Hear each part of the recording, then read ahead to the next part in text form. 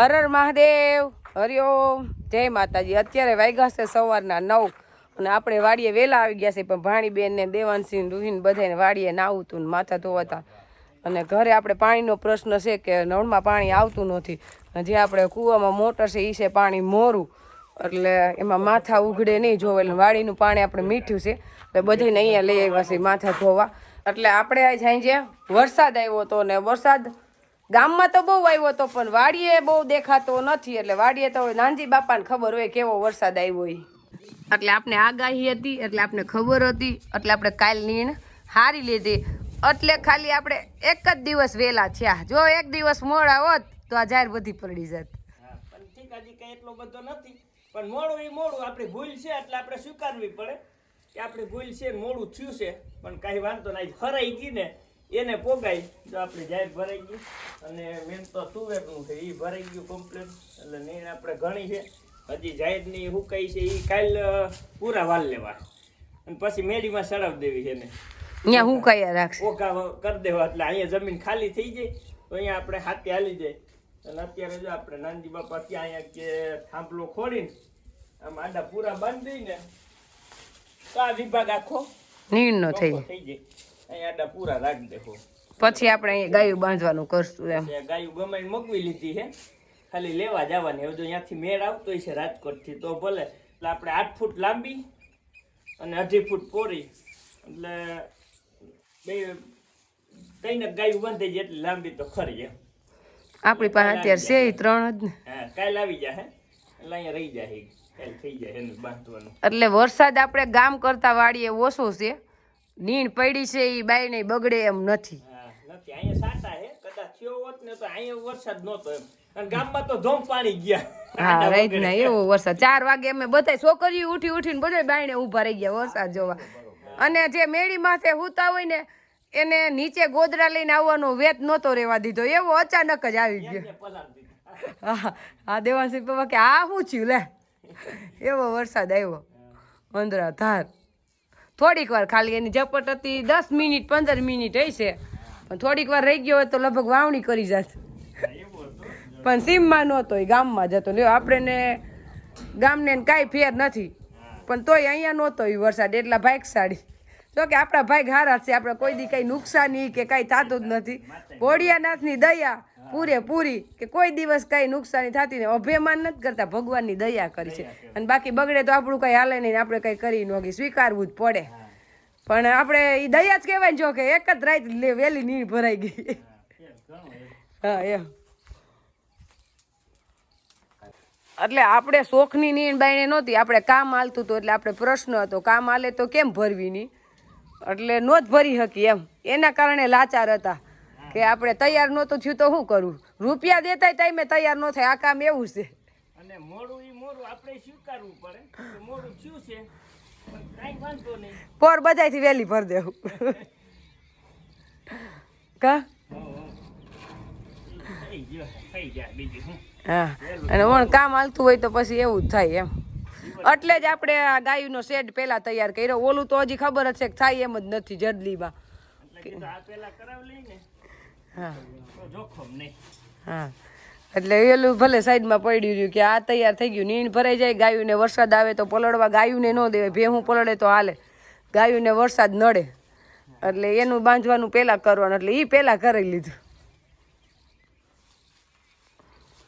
આપણે આવ્યા છે બધા છોકરા વાડીએ કુંડીમાં નાવા અને માથા ધોવા, અને ભાઈ તો એનું જ હાકે બધાય પાસે, એટલે હવે દેવાંશી પપ્પાને કેવું છે કે હવે સ્વિમિંગ પુલ બનાવ્યો, આ કુંડી પડે છે નાની જા બધા એમાં હમાતા નથી, આપણે દેવાંશી બેને બહાર છે, હજી કૃતિકા નથી, એટલે હવે એમાં 2 વ્યક્તિ હાલે નહીં નાવામાં, કા કુંડો મોટો કરશું કા સ્વિમિંગ પુલ કરશું, પણ આવું આવતા વર્ષે, આ વર્ષે કાંઈ થાય નહીં, ચોમાસું આવી ગયા પછી આપણે કંઈ નવરા હોય નહીં, પોર ઉનાળે તો કંઈક કરવું જ જોઈએ, કેમ છોકરાઓ નવા આવવું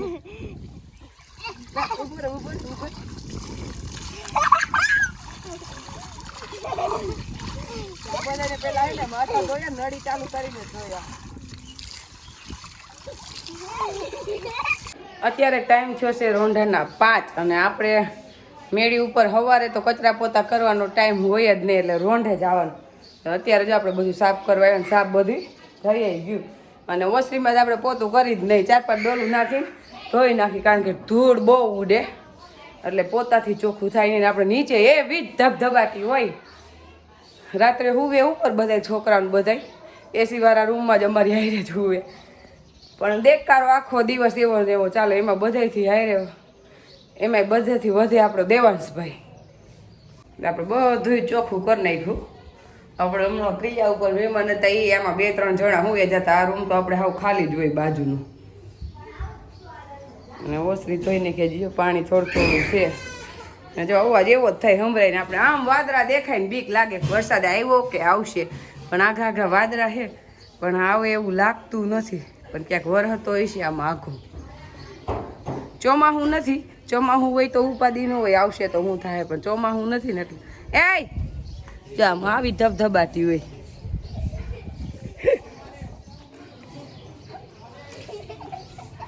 બધાયથી તોફાન વધે આપણે દેવાંશના. પડશે રૂહી. આપણે આજ ગાદોવામાં 7:45 થઈ ગયા છે. દેવાંશીન પપ્પા ગયા હતા બાટલો લેવા. જો કે આપણે યુટ્યુબમાં ચેનલ છે ને એટલે બહુ સારું છે, આપણે ઘણોય ફાયદો થાય છે. અને આ ચેનલ દ્વારા આપણે ઘણા બધા માણસોનો પરિચય થયો. જાજેતર તો આપણે સારા માણસો જ મળ્યા છે નહીં, કારણ કે જો આપણે કાંઈ પણ જરૂરિયાત હોય ને એટલે કદાચ ને વિડીયોમાં કહી દઈએ ને એટલે સીધું કે અદા ઉપાધિ કરતા ને અહીંથી લઈ જાજો. એટલે આપણે ગેસની એકવાર વાત કરી એટલે સીધો ફોન આવ્યો કે અદા અહીંયા છે લઈ જાજો, તમે ઉપાધિ કરતા નહીં. આજ દેવાંશી પપ્પા ગયા હતા બાટલો લેવા. ક્યાં ગયા હતા? જે આપણે નૈના કેમ ચેનલ દ્વારા ઘણો ફાયદો, કારણ કે ઝાઝા માણસ આપણે પરિચયમાં આવે અને બધાય ઓળખે, અને અમુક જરૂરિયાત હોય ને તો આપણી જરૂરિયાત પૂરી થઈ જાય.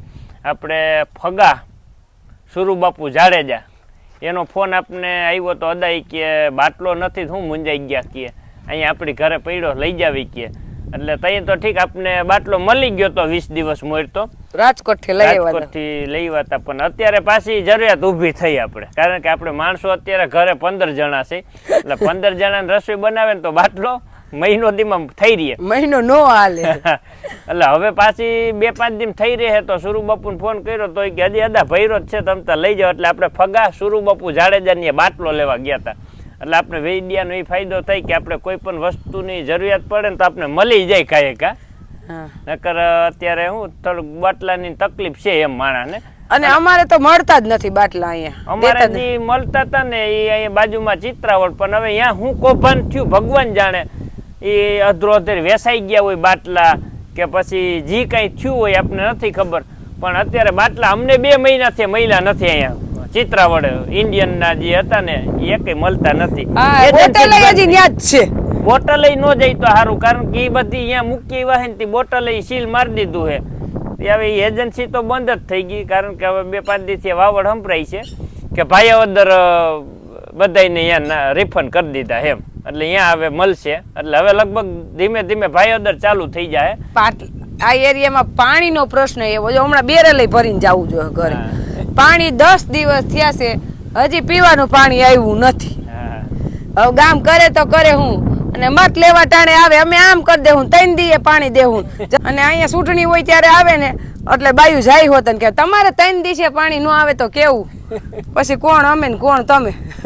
એટલે અત્યારે પાણી બેરેલે આપણે ઘરે લઈ જવાનું છે. 10 દી પાણી આવે ઈ કદડો પીવા લાયક તો હોય નહીં. અને આમ નર્મદા પાણીના ડેમું ભરે, નદીઓ ભરે ને ખેતરમાં નો દો કઈ નહીં, પીવા દો તો બસ. એટલે પાણીનો પ્રશ્ન એવો છે. નહીં તો ઠીક આપણે મોટર છે કુવામાં ત્યાં ચોકમાં, એટલે વાંધો ન આવે. નકર વેકેશનમાં અત્યારે દીકરીઓ આવે અને એટલા માણસો બધાયની ઘરે હોય તો પાણી વગરના શું કરે. પણ પાણીનો પ્રશ્ન છે, પણ અમારે તો 10 દી આવે. હવે હલ થવાનો નથી કઈ. કે દી થાય કોણ જાણે.